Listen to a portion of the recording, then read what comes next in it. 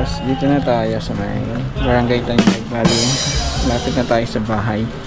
Pero bago tayo umuwi, dadaan na ako ng pasalubong sa misis ko. Yes!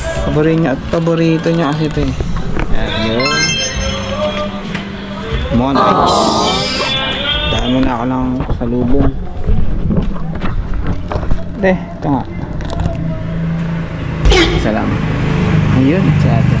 Like your eyes, you look away when you pretend not to care. I like the dimples on the... Lines eh.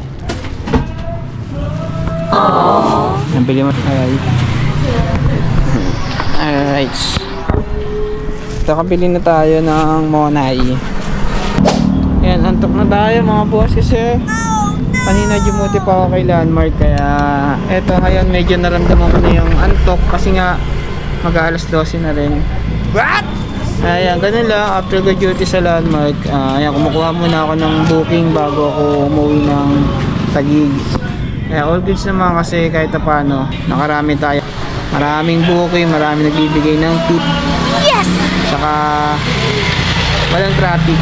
Yung maganda pag Sabado. Kasi bukas Sunday is mga bakasyon pa rin yung mga ibang mga Filipino workers. Yeah. Alright. Alright, sila tayo. Tirahin na tayo ng motor natin.